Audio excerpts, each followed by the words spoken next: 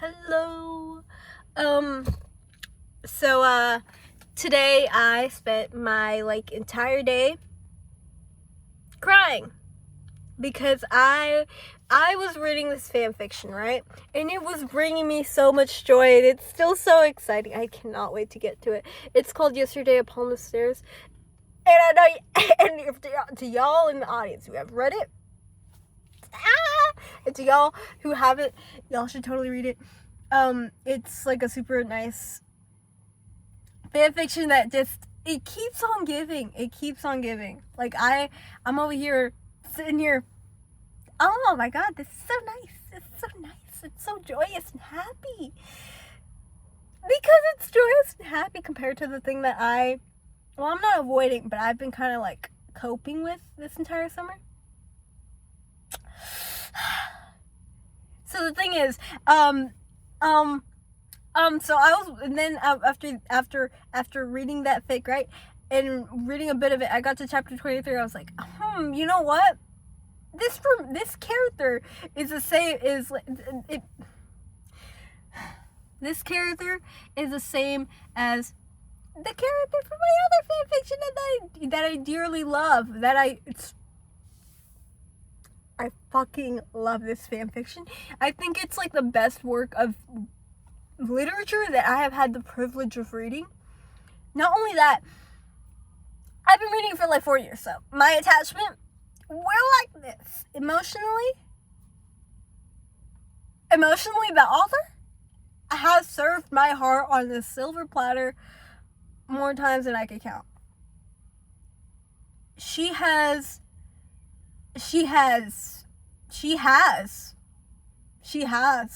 and she will. And yeah, the fanfiction I'm talking about is, Feeling Stabby. Not Feeling Stabby, that's the author's name.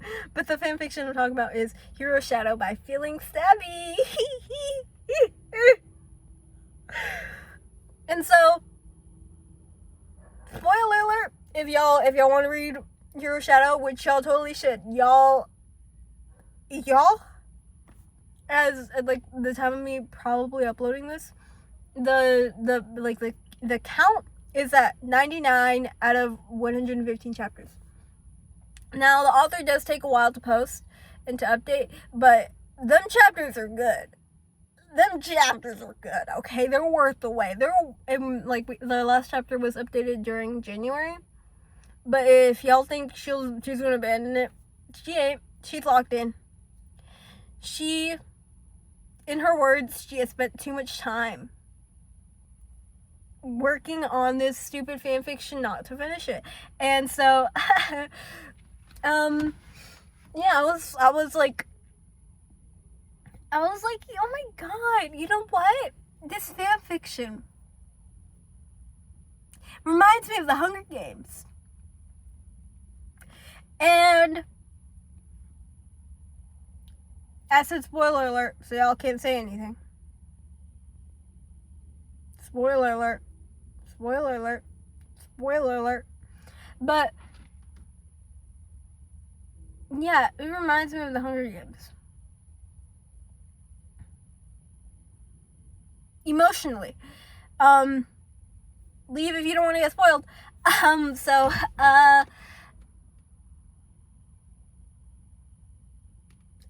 And then since I haven't finished watching Songbird and Snake, I finished watching that because I can never really stay put to it.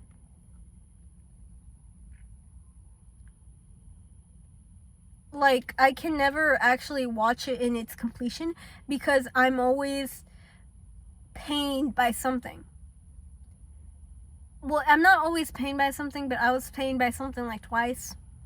And it like, the thing is that it brought up a Katniss flower, and it just reminds me of Katniss. And you know who also reminds me of Katniss? Hero Shadow is like if you took a Midoriya Izuku and he was Katniss, but you basically glued the fate of Prim to his back like 3 years earlier than probably the same age. They're probably the same age, but yeah. It's basically like Katniss glued the fate of Prim to his back, and that's not where it stops. It's like if Katniss died protecting Prim, if she managed to successfully protect Prim, and managed to block all the hate, like all the bloodshed and everything she could have possibly blocked from the people in her family. And just somebody on the Discord, the Hero Shadow Discord, made an article, not a little art, well, an article, like a written section where how do I say this? It was I think it was like a fan fiction of the fan fiction, but it was like a small section of it, and it was basically looking into the relationship between Nezu and Izuku, and the entire article, like the whole section, was about Nezu having a conversation with Night Eye after the big overhaul arc. Yes. And Nezu asked Night Eye that, like, if he was happy in the end. Because if y'all don't know, Midoriya, Izuku, and Nezu have like a bit of a rough patch right now, because Nezu wanted to find out the secrets of how Izuku made Anna, I believe it's her name. I haven't read the story in like a while. Like, I don't remember anything past chapter whenever his house blew up after that. And then like the hospital, the big I Hate You arc was kind of a blur. Everything else besides that was kind of a blur. It's all kind of a blur because I haven't reread this series in such a long time. But honestly, I don't have the heart to. And it's like amazing how terrible my memory is, that I'm genuinely thinking if it's my mind, like my mind trying to protect me, because I'm already dead. Okay, I've spent this entire month grieving him, because if y'all haven't read chapter 91's notes. And yeah, grief, loss. My baby will die at the end of this book. Oh yeah, as I was saying, Nezu was like, is he happy at the end? Because he still cares for Izuku, and he made this specific line. It's kind of stupid, but it makes perfect sense. It's different.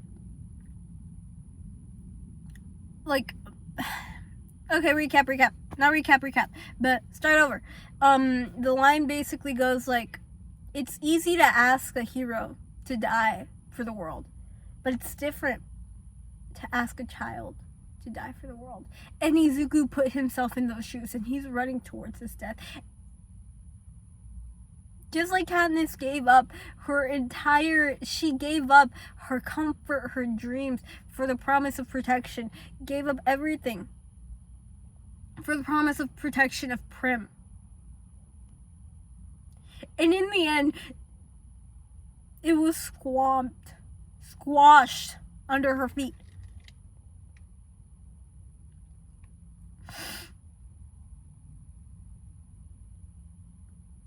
And I was crying about that the whole day, because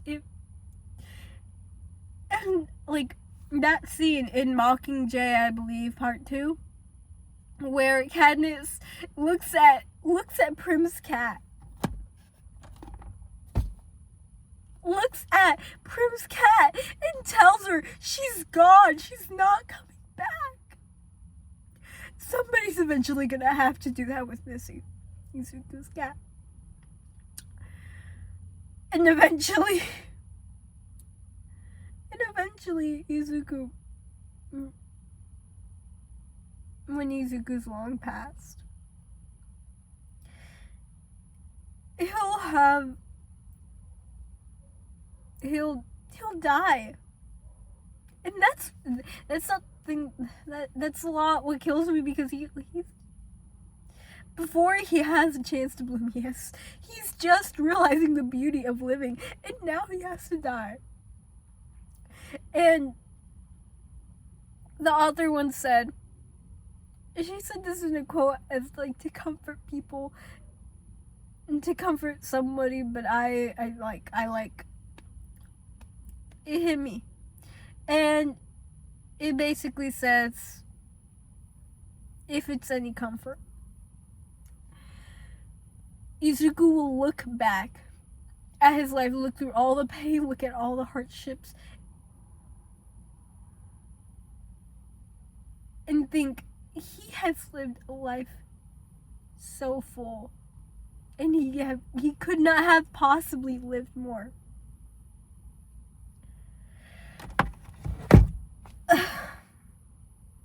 Could not have possibly lived more. And that we must learn to embrace it as he will.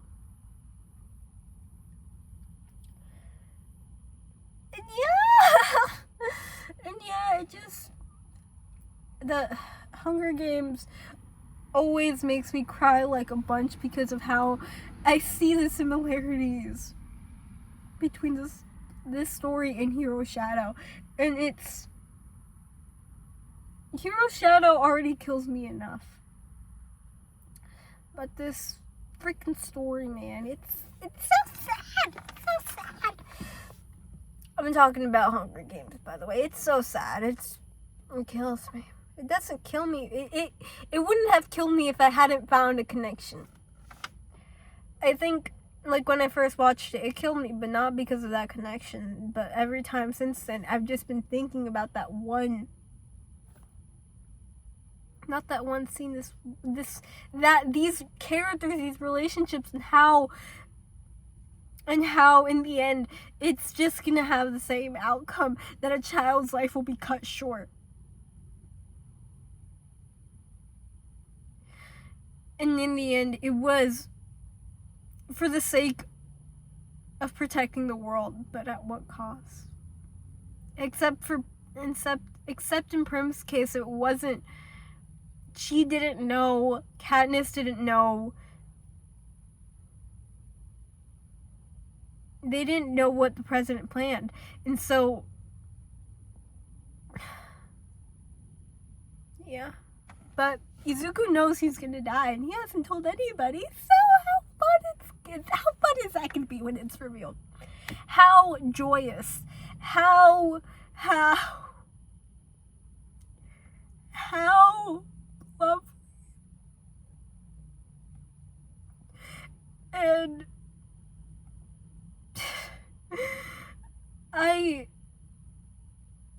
Izuku from Hero Shadow does not like waiting.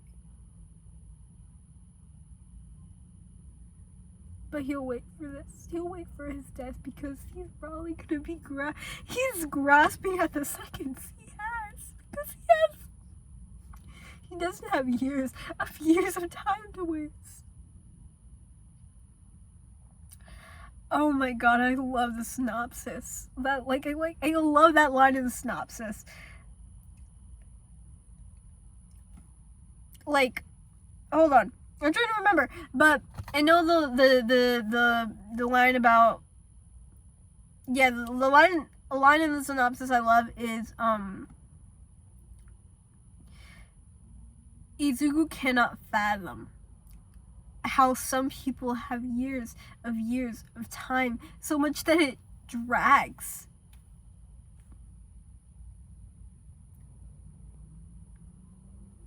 While he clings on to every second Something like that. Don't take something like that. And then the other line is about how Izuku. Well, it was just an entire synopsis. It was nice. I think it was the first one before like the. It's not the present one, but it was like, trying to remember. It was like how it was basically about how Izuku still couldn't get that he was gonna die, and that he probably wasn't gonna get it, like just how real it is that he's going to die until he's falling through the air, because a part of him thought he would live forever just like his father said he would. Oh my god. And then I was listening to Less from Olivia Rodrigo.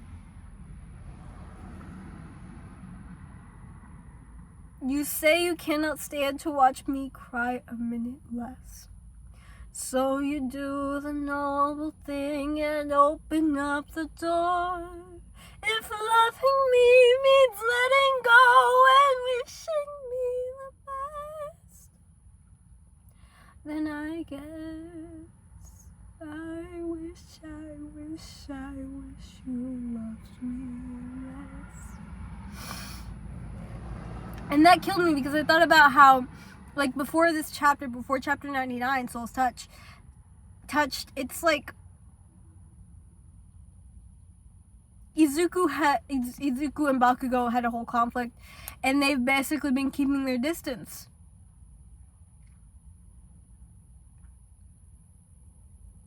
And it all came to like a showdown in this chapter where Izuku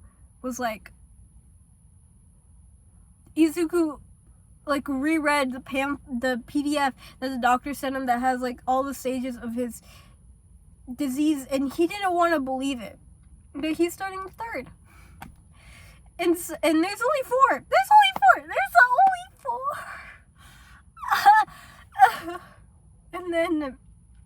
And now that it's becoming realer and realer each day that he doesn't have a lot of time left, he's realizing, he's thinking to himself, it's now or never.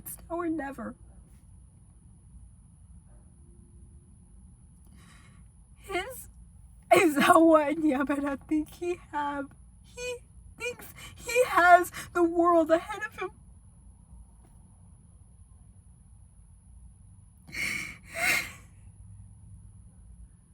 When in reality, he only seems to have a few months.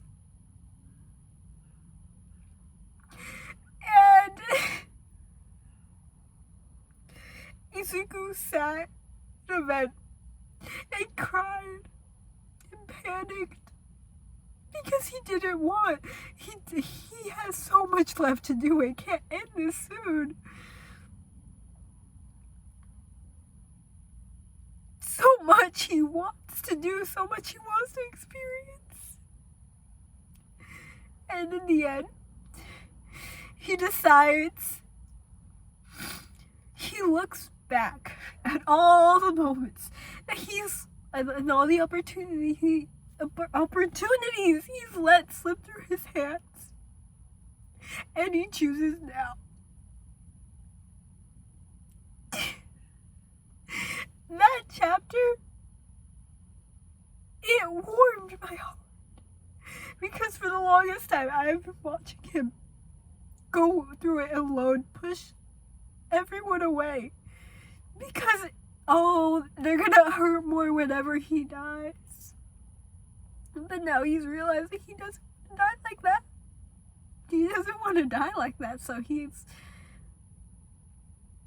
choosing now to let the people he loves in, including Bakugo. Oh my god, I fucking love this story, but it kills me. And yeah, that's my ramble, I think. Yeah. I feel like I was going somewhere with the whole in the vent thing. I probably went over it. Okay, bye-bye. Thank you.